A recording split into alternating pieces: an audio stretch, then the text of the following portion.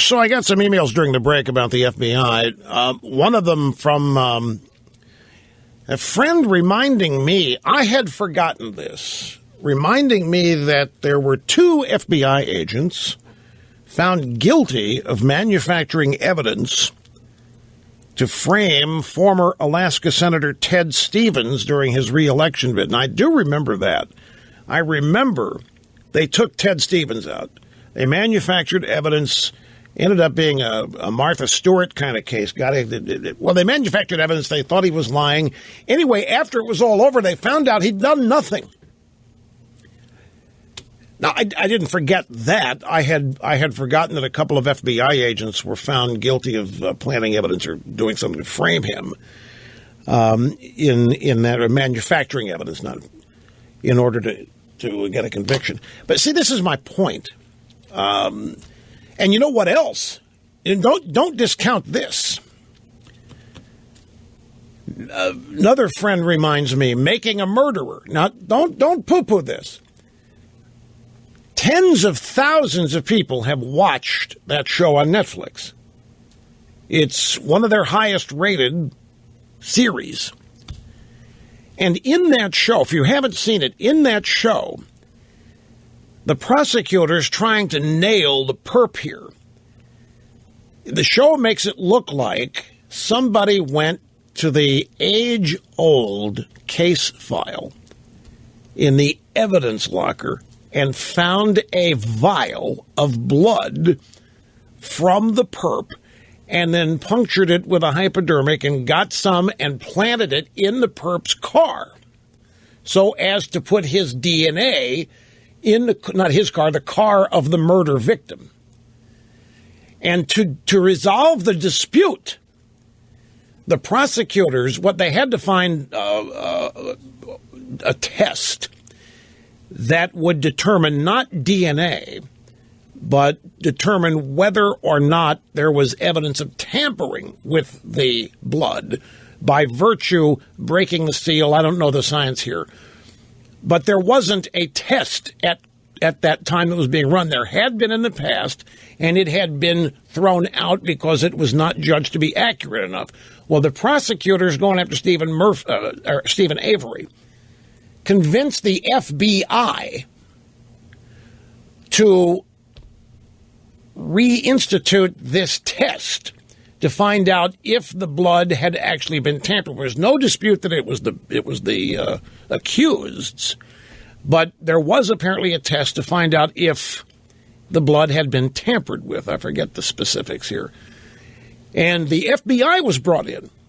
The FBI was brought in to test the blood, and in a record amount of time came back and said, nope, this blood wasn't tampered with. There's no way. Our tests confirm that the bottom line was our tests confirmed the prosecution's not playing any games here. What they're asserting is legit. Well, the majority of people watching this show don't believe that. They believe that the evidence was planted. They believe the cops had a vendetta against this Avery guy. And that's what this documentary wanted its audience to think. So it's just another bit of evidence here that there are tens of thousands of people watch this show who think the FBI was complicit in a frame-up. Then you have the Ted Stevens scenario where 2 FBI agents were actually convicted for manufacturing evidence. And Stevens, when it was all said and done, was, for the most part, exonerated. Now, the people at the FBI, I guarantee you, don't like this. There's some really quality, decent people there. The idea that this organization's come under this cloud now and the suspicion that it's totally governed by politics, it has been immune from that for the most part. The IRS is somewhat of an example. The IRS, I mean, everybody had their suspicions that presidents and powerful political people could call somebody at the IRS and order an audit of a political opponent. In fact, we heard that Nixon wanted to do this during Watergate. We also learned that he didn't get away with it. But we do know now that the Obama administration did. The Obama administration sicked the IRS on Tea Party groups and denied them over and over again tax-exempt status denying them the opportunity for fundraising. And that's pretty much been confirmed at Lois Lerner and all this. So the IRS has never enjoyed the clean and pure as a wind-driven snow image the FBI has. But, and it really wasn't close. But now there's no, everybody's of the opinion the IRS can be pointed politically because of who populates it. When you have Obama acolytes, I mean, the reason they couldn't find a smoking gun, for example, on Lois Lerner, smoking gun memo, say, from the West Wing instructing her to deny tax-exempt status, there wasn't a need for what. She didn't need to be told. She's just like Obama. Everybody in these positions is Obama Light or Obama Jr. They all have a deep-seated opposition and, in some cases, hatred for Republicans and conservatives. So Lois Lerner wouldn't need a memo. She wouldn't need to be told to mess with the Tea Party. She would do it on her own because she hates them anyway. Well, that's the kind of thing the FBI has always, for the most part, been immune from. Law enforcement has, in general, a profound amount of respect. I mean, let me demonstrate it. No matter what the crime, no matter what the instance, you're reading the news, you're watching the news, and you hear a report of a crime. And if the reporter or the anchor says, law enforcement sources say, you believe everything that you hear next. Because you can't believe law enforcement would pursue somebody that isn't guilty. Now, this is not universal either. There are all kinds of people. I know African Americans have a constant, never-ending suspicion of the police. But my experience is that law enforcement as an institution gets the benefit of the doubt practically all the time. When they say somebody did something, most average, ordinary people believe it. Because most average, ordinary people want to believe that law enforcement isn't corrupt. They want to believe that it's fair and square. And they want to believe that law enforcement wouldn't waste its time going after people who aren't guilty because there are too many who are. And I speak of this with personal experience, folks. Now, back to the FBI and Mrs. Clinton. As I said, I don't know James Comey, but I know of him. And I know how guarded he is about his own reputation and the FBI's and whatever other agency he might happen to work for or at someday.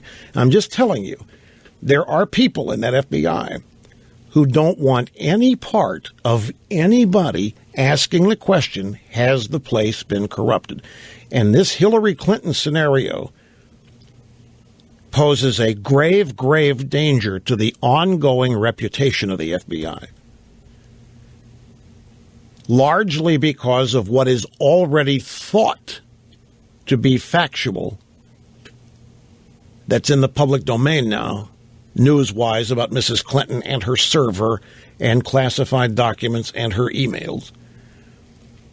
You add to that General Petraeus is on the verge of having his entire career wiped out, destroyed, turned upside down. Everything he's ever done is about to be called into question. He could be stripped of everything, including his pension and any other benefits that he has accrued after a lifetime in the military. 10 years ago, David Petraeus was the top of the tree. You couldn't get a more respected military person in this country than General David Petraeus. And after 7 years of working for Obama, it's possible, because he shared classified information with a woman he was sleeping with, who was not his wife. She was a journalist, married, and so forth. And if you want to get down to degrees, this woman was in love with Petraeus and did not want to do anything to harm him beyond what they were already doing by having affairs. I mean, these people were smart. They never sent emails back and forth. You know how they did it? The drafts folder at Gmail. They used the same account, but they never sent a single email to each other. They wrote their notes to each other and kept them in the draft folder. So all they had to do was log in, go to the draft folder, and find the most recent email not sent, but stored in the drafts folder, and that's how they stayed in touch. It's become a favored technique now among people engaged in this kind of behavior. The point I'm making here is that Petraeus, he was bragging, who knows, divulging some of this classified data to this woman who was writing his biography. Mrs. Clinton's sharing this data with who the hell knows all over the world. Mrs. Clinton accepting hundreds of thousands of dollars in donations from who knows who around the world for whatever purpose. But we know they're not giving money to the Clintons because they want to hang out at the Clinton Global Initiative. They're not giving money to the Clintons because they want to go chasing women with Bill after the ball game one night. They're giving money to the Clintons because what they want the Clintons to do for them if and when the Clintons get back in the White House. This is, my point, far, far greater damaging implications than what Petraeus did. And Petraeus is on the verge of having his life and military career entirely destroyed. If nothing happens to Hillary Clinton, I guarantee you people get, what, is the FBI totally political now? Have they just been bought and paid for? Are they totally corrupt? Is Obama blackmailing people? These are the kind of questions that are going to be raised. And my only point is there's some really, really great people at the FBI. A lot of former Marines. A lot of war heroes find their way to the FBI. They don't want any part of this. And if there's a whiff that Hillary Clinton's going to get a pass when they have voluminous evidence, it's not going to be a pleasant place to be. But this ongoing possibility, the FBI has been corrupt. They don't want people asking that question. So this story at thehill.com is it's an interesting perspective. One of two things is going to happen here. Either she's going to get indicted or the FBI is going to lose its great reputation for legitimacy. Back after this. Don't go.